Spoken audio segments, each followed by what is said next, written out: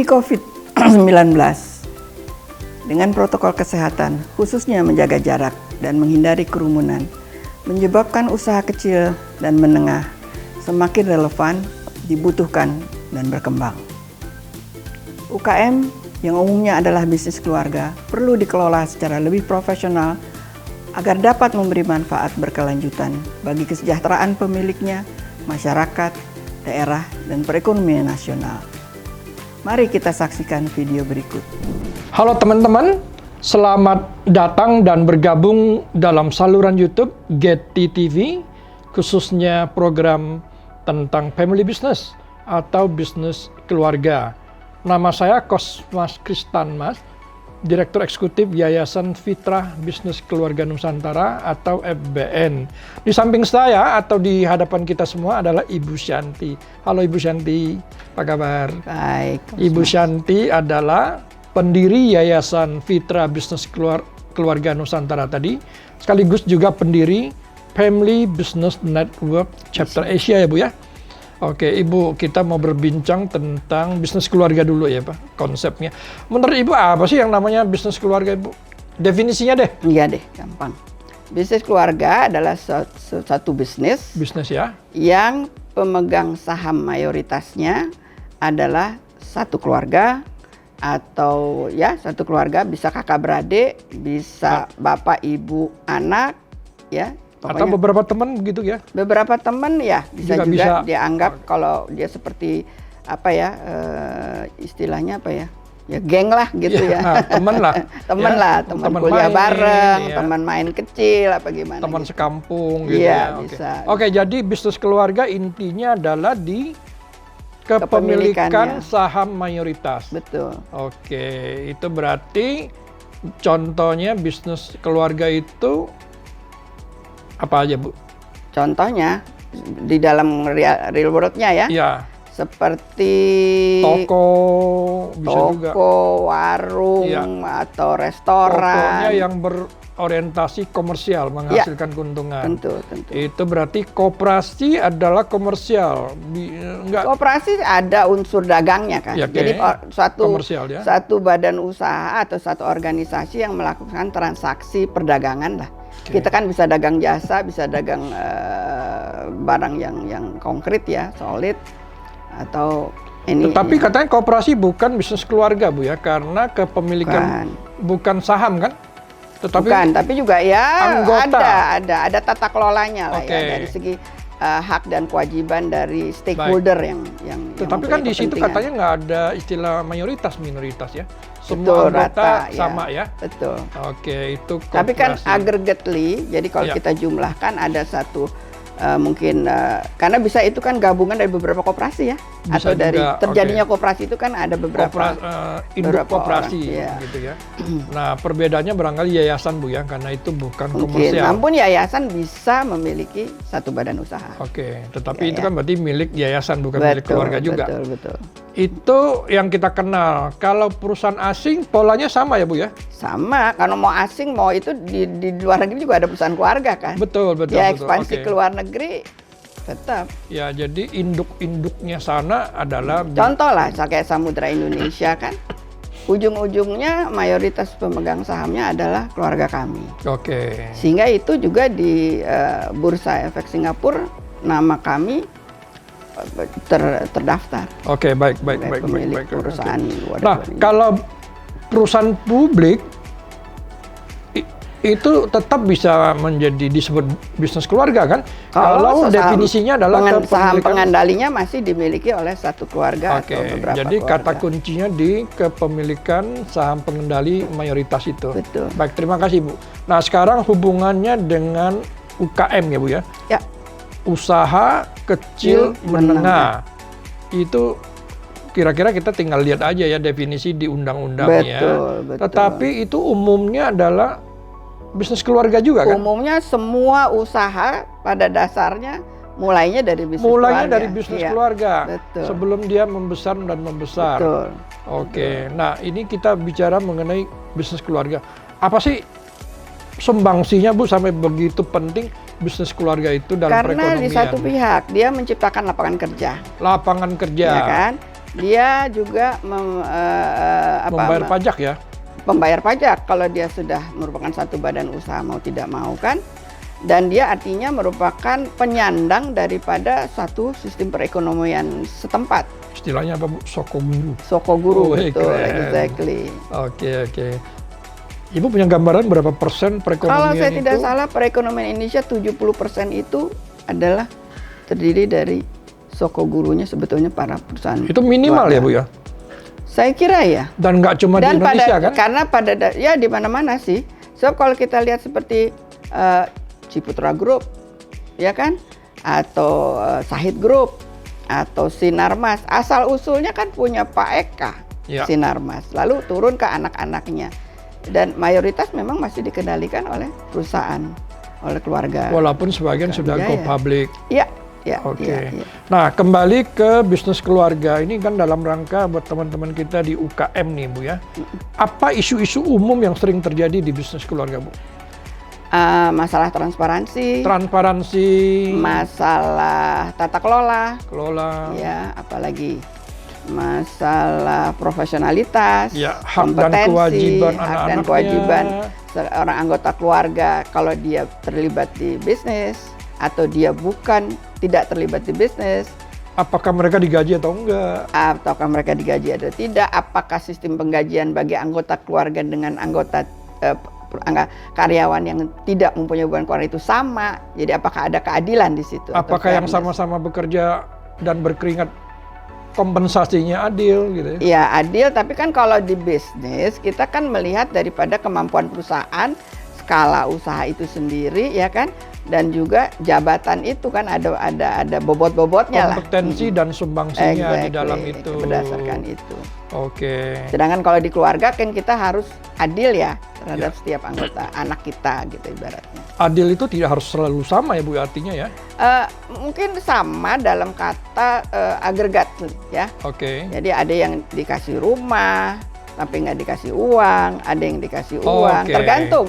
Misalnya kalau kita mempunyai perusahaan misalnya taksi gitu ya, tapi kita tidak mempunyai pengetahuan mengenai taksi, kita dikasih saham satu perusahaan taksi mungkin tidak ada artinya gitu, karena dia tidak bisa berperan ya selain menikmati dividen, tapi sumbangsih terhadap kompetensi di dalam industri itu kan nggak ada. Dia mungkin lebih mungkin kalau dia misalnya seorang dokter, dia dimodali oleh keluarga ya kan, untuk buka praktek, ya kan, atau buka klinik, atau buka rumah sakit. Oh, itu yang tadi Ibu maksudkan dengan agregat ya? Iya. Oke, jadi yang satu mungkin mendapatkan dalam bentuk nilainya gaji, mungkin sama, ya. Nilainya mungkin 100 juta gitu ya masing-masing. Tapi bentuknya, betul. Oke, yang satu mungkin dapat saham di sini, atau mungkin dapat modal di sana, begitu ya? Oke. Selain itu apalagi Ibu? Profesionalisasi, katanya isu-isu warisan. Oke. Nah, warisan tadi sama kan, jadi itu kan urusan keluarga sebetulnya. Oke. Ya kan, jadi tidak ada kaitannya sebetulnya dengan usaha. Oh iya benar, Ya itu kan? warisan kekayaan gitu ya. Kemudian sehari-hari katanya konflik ya, itu sering terjadi dalam bisnis keluarga. Apa betul? Tergantung tadi, kalau keluarga itu sudah memahami bahwa hak dan kewajiban seorang anggota keluarga kalau mempunyai bisnis keluarga itu harus jelas di posisi dia di dalam konteks hubungannya di bisnis keluarga atau di dalam konteks keluarganya. Begitu. Dan juga mungkin aspek kepemilikan dari bisnis yang didirikan oleh orang tuanya misalnya. Oke.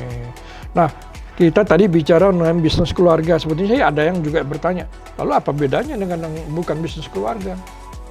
Kalau dalam konteks bisnis sih sebetulnya nggak ada. Bisnisnya ya? Ya bisnisnya, ya kan? Orientasinya sama?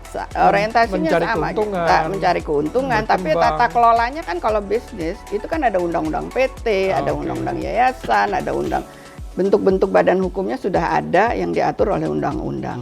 Sedangkan di keluarga itu yang nggak ada undang-undangnya kan. Oke, ini masalah adanya di kepemilikannya. Tata kelola keluarga, ya. Dan itu harusnya harus dikelola secara khusus gitu ya? Ya, keluarganya ya. Jadi sesuatu kekayaan yang terhimpun dari hasil usaha yang dikeluarkan dari perusahaan itu dalam bentuk dividen, atau bila seorang profesional misalnya dia mendapat bonus, dan itu kan menjadi kekayaan seorang individu anggota keluarga. ya kan? Nah, itu yang bisa disepakati, fungsi dari aset yang menjadi kekayaan keluarga itu apakah dibagikan ataukah itu menjadi satu kekayaan keluarga yang mana dinikmati oleh anggota keluarga dari hasilnya. Jadi menjadi modal gitu ya, kayak kalau istilahnya dana abadi. Kalau di luar negeri ada trust fund, di sini nggak ada. Jadi itulah yang memerlukan satu kesepakatan di keluarga, bukan di bisnis ya. Baik Bu, ini kita mau kembali lagi ke bisnisnya sendiri Bu ya. Dampak dari pandemi ini apa nih Bu yang terasakan banget terhadap bisnis keluarga? Atau bisnis lah pada umumnya Bu ya? Iya, bahwa kita jadi dalam kita melakukan kegiatan operasional kita, biasanya kita kan ngantor ya. Sekarang kita jadi mesti ada di rumah, ya kan? Gak boleh keluar rumah. Sehingga akhirnya bagaimana kita berkomunikasi, bagaimana kita melakukan transaksi, banyak sekali tergantung dari aspek digital kan. Aspek digital, Betul. jadi digitalisasi. Digitalisasi dari proses kerja kita juga. Yang tadinya nggak mau atau nggak merasa Tidak ada perlu, pilihan. sekarang tidak ada pilihan. Kalau mau tetap hidup dan bersaing ya. Betul, jadi akhirnya timbul usaha-usaha kecil dan menengah yang kadang bisa individu, kadang keluarga, kadang pertemanan ya. Dan juga adanya istilahnya kolaborasi. Ya. Ya kita melihat yang mudah lah, Gojek. Ya. Coba bayangkan kalau nggak ada Gojek, kita bisa berhubungan secara komunikasi, telepon, bilang saya mau ini, tapi kalau barangnya nggak bergerak dari satu titik ke titik lain dengan Gojek, ya nggak nyampe lah. Untung ada Gojek ya Bu ya. Betul. Atau Indonesia untung ada berkah. digitalisasi Bu ya. Digitalisasi. Jadi dua hal ini saling melengkapi. Betul. Ada teknologinya, ada platformnya, dan ada ide-ide dan sistem yang baru. perbankan kita juga sudah bisa mengakomodir itu. Sebelum terjadinya pandemi kita sudah ada mobile banking kan, sudah ada internet banking ya. Intensitasnya aja sekarang yang jadi lebih tinggi. Nah, semua pada bergerak ke arah yang sama Bu, digitalisasi, terjadi persaingan juga. Betul. Bagaimana satu yang lain bisa tetap unggul?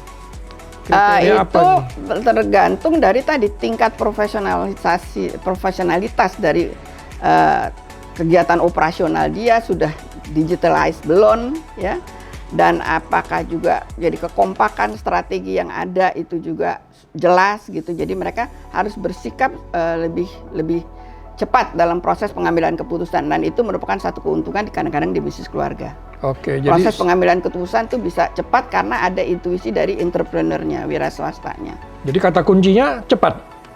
Cepat ya dalam Cepat, lugas ya.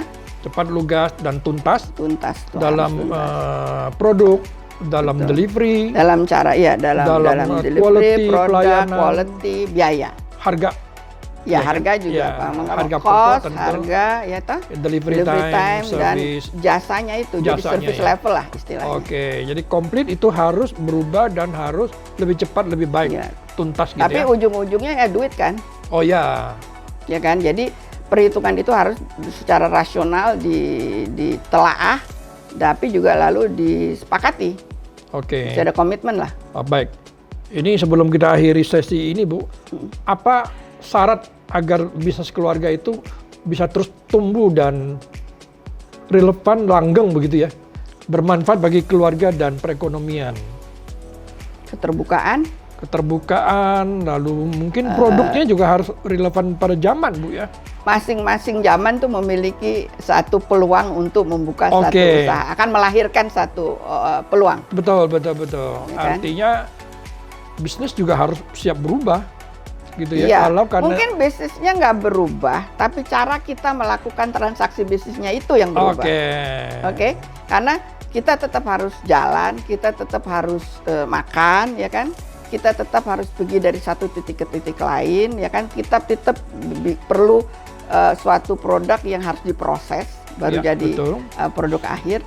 Hanya cara kita menghasilkan produk itu, cara kita merealisasikan satu perjalanan itu mungkin berbeda. Termasuk cara pemasarannya, penjualannya, semuanya. administrasi pendukungnya, semuanya harus berubah. Betul. Strategi pemasaran kita, strategi produksi kita, ya kan, pengelolaan administrasi keuangan, ya pengelolaan sumber daya manusianya, ya kan, jaminan kesehatan, jaminan keamanan kerja, itu semua berubah. Oke, jadi intinya bisnis itu harus ada dan tetap ada, begitu kan? Iya. Kapanpun, jadi, dari betul. dulu sampai sehingga kapanpun. Pentingnya keberlansungan. keberlanjutan satu bisnis, apakah dia keluarga atau tidak keluarga, itu tetap relevan. Harus tetap relevan. Oke. Dan itu yang menjadi, katakan tadi ya Anda utarakan, soko guru daripada perekonomian di satu daerah. Oke, terima kasih sekali Ibu Shanti untuk sesi ini. Kita telah berbicara mengenai bisnis pada umumnya, bisnis keluarga pada khususnya, dan lebih khusus lagi tentang UKM. Baik. Yang merupakan soko guru perekonomian. Dan bersama kita akan coba jabarkan dalam edisi-edisi selanjutnya. Oh, luar biasa. Terima kasih Ibu. Lebih dari 70% perekonomian Indonesia ditopang oleh UKM, yang umumnya adalah bisnis keluarga, melalui penyediaan produk, jasa, lapangan kerja, setoran pajak. Keluarga bisnis perlu mengetahui dan mampu mengatasi isu-isu keluarga dan tantangan bisnis agar dapat bertumbuh dan memberi manfaat untuk kesejahteraan keluarga dan perekonomian nasional. Ikuti episode selanjutnya dalam seri ini sampai selesai. Sampai jumpa.